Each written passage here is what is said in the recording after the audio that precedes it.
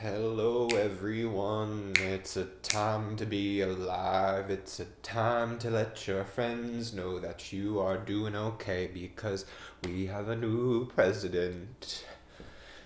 A single by me.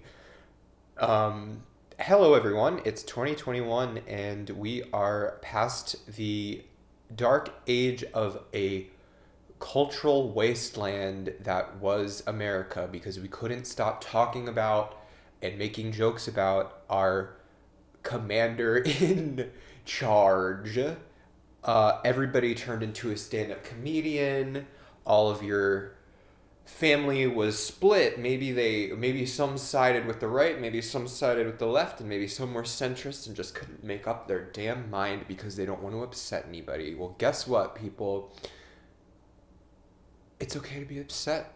It's okay to be upset about things that go wrong, and it's okay to remind yourself that sometimes what's happening ain't normal, and you can return to a sense of normalcy by recognizing that. Okay, so first things first, what's happening in my life? I am about to work with dogs, which is great because, as my favorite TV show, 6 Feet Under, says, we should all be working with dogs, okay? If you have a job that involves animals of some kind, I bet you that you love it.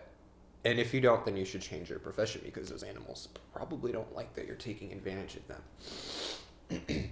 So, I think that our important duty as pet owners or as humans in relation to animals, doesn't it suck when people, like, first of all, there's two ends of the spectrum. When someone has a dog that they treat like a family member, that's cool. I guess that would be more like the middle, or like the calm side of the obsessively personification, like the obsessive personification of animals. So you have a pet. Okay, his name is Juju. Juju B. And super cute, white, fluffy dog. So the woman in Florida would put her dog in, a stroller and roll it on the street. This is my child, Juju B.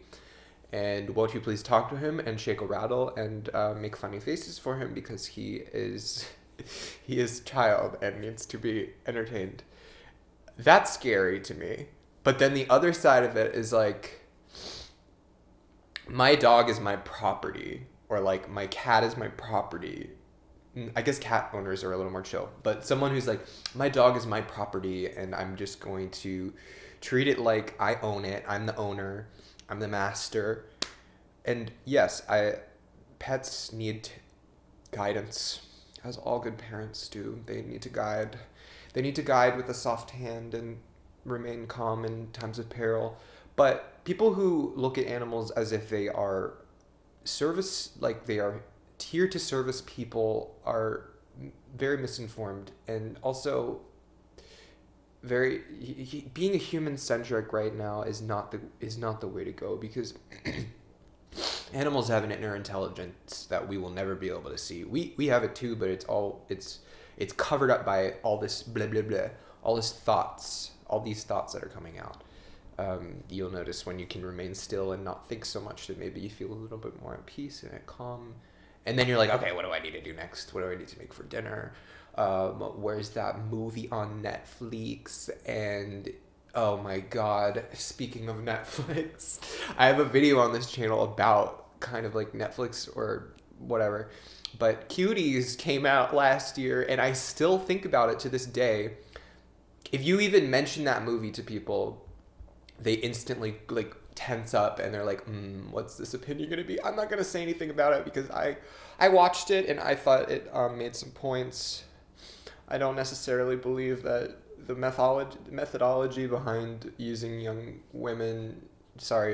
girls, like 11-year-old girls, to make the point. I don't know if that was right or not. It's really not for me to say. But these people who go absolutely bananas because they're like, oh my God, you can't allow children to be exposed to any kind of sex. Oh my God, you're using them as props. Guess what, bitch? Children think about sex, okay? Children observe what's going on around them. They're like, oh, this is what society values, especially in young women. Or young men who are like, yeah, I'm gonna be a player, bro. Young children think about sex, and if we don't talk to them about it and we expect them to figure everything out on their own or through health class, if they're not asking these questions and we're not willing to be open and honest and answer and talk about them, then that's wrong. Because why would you want to protect children from sex? I'll say it, being sexualized, because yes, children are sexualized in a lot of ways, in a lot of cultures in the world, which is not good, of course, but it happens and we need to deal with it. We need to have conversations about it. Cuties was an attempt at a conversation like that on a large scale. And so people were like, well, why didn't the director just use adult actresses to display, these characters, what they were going through? That would have been fine. Come on. All I'm going to say to that is that for authenticity's sake, use child actors to portray what point you're trying to make, okay? I would say that, and of course there's the argument that's like, oh, I'm gonna demonstrate why murder is wrong by murdering somebody and making a movie about it or a snuff film. First of all, equating sexuality to active violence or like murder is not, they're not analogous to one another. Sexual assault is not analogous to murder. Maybe that it kills the soul in a way or it damages the soul in a way. Anyway, blah, blah, blah.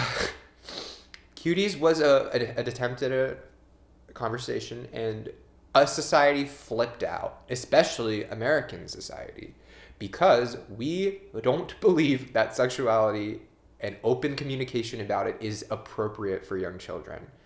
Never mind the fact that we